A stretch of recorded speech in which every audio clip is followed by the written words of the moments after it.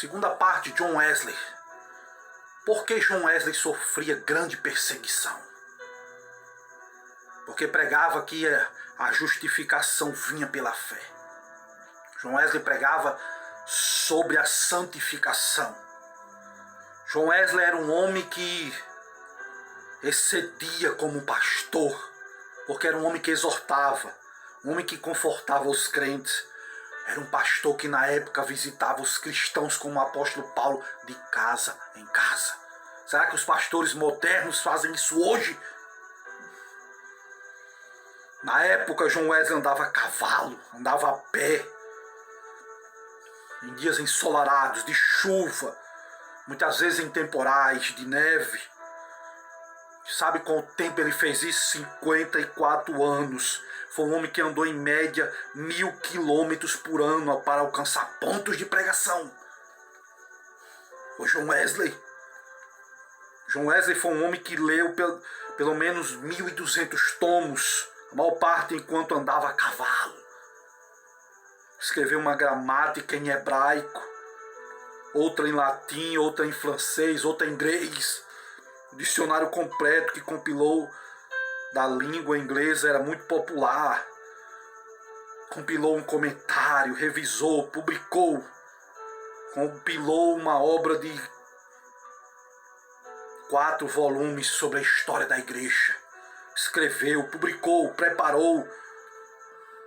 Falou sobre medicina, música para os cultos. Diz que ao todo escreveu mais de 230 livros. Esse homem de físico franzino. Ao completar os 58 anos de idade, John Wesley escreveu: durante mais de 86 anos, não experimentei qualquer debilidade na minha velhice. Os olhos nunca escureceram. Não perdi o meu vigor. Com idade de 70 anos, pregou a um auditório de 30 mil pessoas. Ao ar livre, foi ouvido por todos.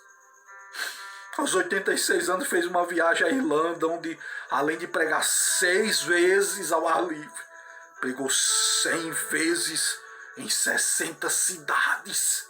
70 anos de idade. Certo ouvinte, certa vez, se referiu a John Wesley. O seu espírito era tão vivo na sua velhice como aos 50 anos de idade, quando o encontrei pela primeira vez. Ele atribuía a sua saúde ao exercício físico que o seu pai disse para ele caminhar ao redor do jardim. Ele atribuía o fato de nunca estar doente. Era um homem que procurava dormir. Era um homem que tinha o costume de orar todas as manhãs durante mais de 50 anos. E ao fato de quase nunca sofrer dor, desânimo. Era um homem que não sofria com preocupações durante a sua vida inteira.